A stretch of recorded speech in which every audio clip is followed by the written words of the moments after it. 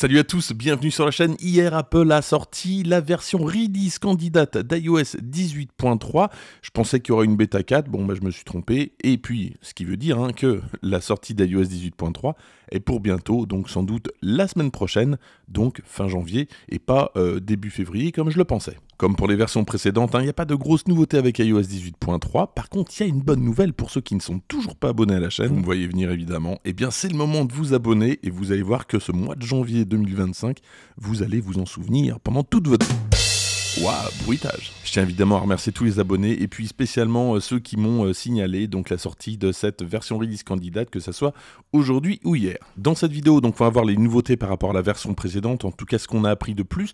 Et puis évidemment, dès le jour de la sortie, vous serez informé avec une vidéo complète sur iOS 18.3, donc restez bien sur la chaîne. Allez, c'est parti, on va dans les réglages générales et mises à jour. Et normalement, si vous êtes inscrit au programme bêta, vous devriez voir cet affichage-là. Évidemment, la taille n'est qu'à titre indicatif. Ça dépend de votre téléphone et puis surtout de la version sur laquelle vous étiez juste avant. Le numéro de version, c'est le 22D60. Alors évidemment, on n'est pas à l'abri qu'une nouvelle version release candidate fasse son apparition, mais normalement, ça devrait être le numéro de version officiel d'iOS 18.3. Grâce aux notes de version, alors on apprend non seulement qu'on n'aura pas de nouveauté avec cette nouvelle mise à jour iOS 18.3, par contre, on apprend qu'il y a quand même quelques correctifs. Évidemment, cette mise à jour est orienté correctif, donc désolé pour ceux qui attendaient de nouvelles fonctionnalités. Alors dans les notes, on apprend notamment un problème qui a été résolu avec Genmoji. On va se dire qu'on s'en fiche un petit peu puisque les Genmoji, vous le savez, ne sont pas disponibles sur iPhone en France. Par contre, on peut les utiliser quand même depuis un Mac. Et oui, même en France avec macOS 15.3, donc on peut utiliser les Genmoji.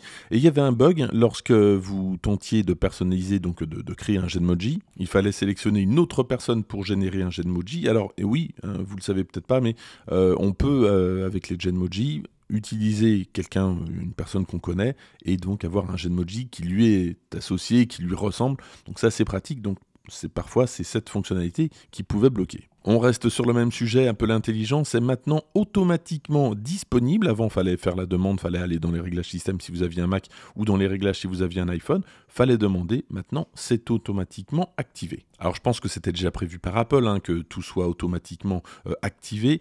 Faut voir si c'est parce que Apple a ajouté de nouveaux serveurs Apple Intelligence ou si ça ne marche pas tant que ça finalement, si les gens ne l'utilisent pas beaucoup.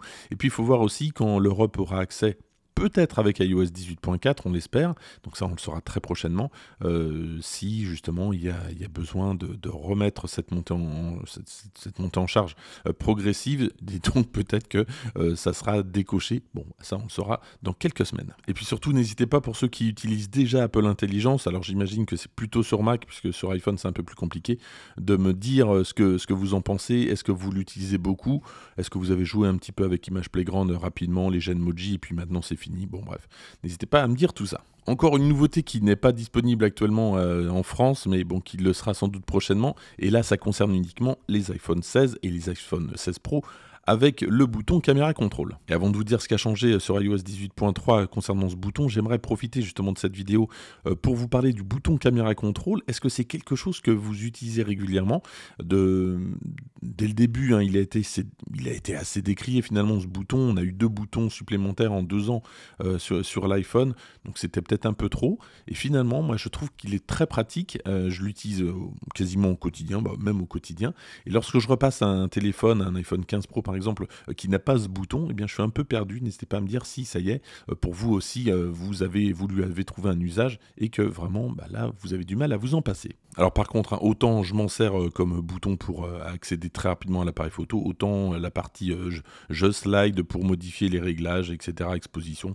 Personnellement, ça, j'utilise pas beaucoup. Donc, n'hésitez pas à me dire tout ça, ça m'intéresse. Bon, bref, après cette parenthèse, la nouveauté avec iOS 18.3, donc ça concerne ce bouton, donc uniquement pour les iPhone 16 et 16 Pro, et donc des nouveautés qui sont liées encore à Apple Intelligence, qui concernent Visual Intelligence. Alors, la première, ça concerne la reconnaissance des dates, et la seconde, ça concerne l'amélioration de tout ce qui est faune et flore, donc reconnaissance de plantes, d'animaux. Donc, bon, là, personnellement, j'ai pas testé avant et après.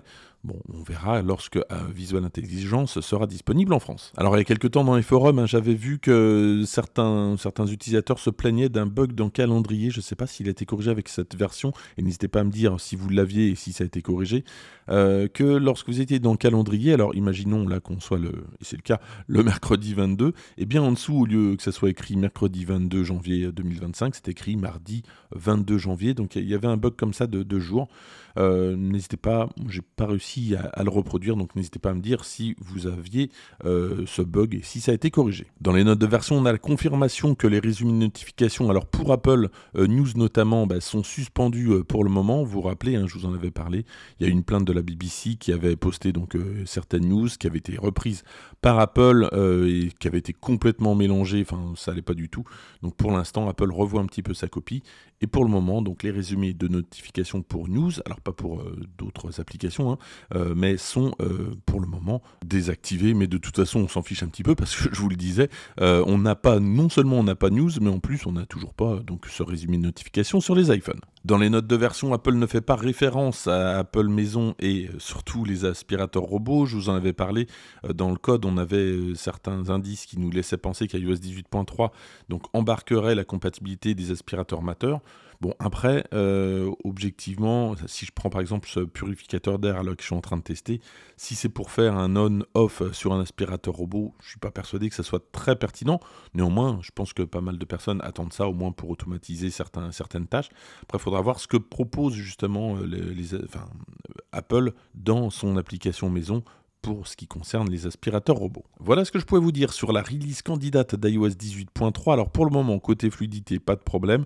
Côté batterie, c'est toujours un petit peu court, donc je vous ferai un point évidemment lors du jour de la sortie d'iOS 18.3, puisque j'imagine que la sortie sera sans doute lundi prochain, et donc j'aurai un petit peu plus de temps pour tester la batterie, mais pour l'instant, pas de problème. Et puis jusqu'ici, hein, la bêta 3, la bêta 2 n'avait pas posé de problème, en tout cas sur un iPhone 16 Pro, c'est mon iPhone principal sur lequel je teste le plus. Pas de problème pour le moment. J'imagine que pas mal d'entre vous êtes plutôt déçus de cette mise à jour iOS 18.3. La bonne nouvelle quand même, c'est que vous le savez, lorsqu'une mise à jour est disponible pour tout le monde, donc iOS 18.3, quelques jours après, c'est la sortie de la première bêta. Alors ça peut être d'ailleurs dans la semaine, ça sera peut-être la semaine d'après, donc début février.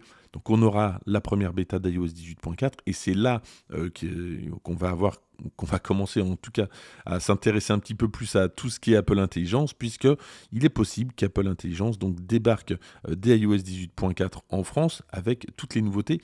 La question c'est de savoir si est-ce que dès le début février, est-ce que toutes les fonctionnalités seront disponibles en France ou est-ce qu'il faudra attendre un petit peu quelques bêtas pour avoir toutes les fonctionnalités dont on a parlé depuis des mois. Mais si tout débarque en même temps, ça risque d'être une énorme mise à jour pour l'Europe. Espérons que ça fasse pas l'effet d'un pétard mouillé. C'est vrai qu'en bourse, depuis quelques temps, Apple, contrairement à ses concurrents qui n'annoncent rien vraiment de très probant au côté intelligence artificielle, marche moins bien que les autres. Bon, on verra si ça continue comme ça dans le temps. En tout cas, on aura l'occasion d'en reparler, j'en suis sûr. Merci d'avoir suivi cette vidéo jusqu'au bout. N'hésitez pas à la liker, à la partager, à vous abonner.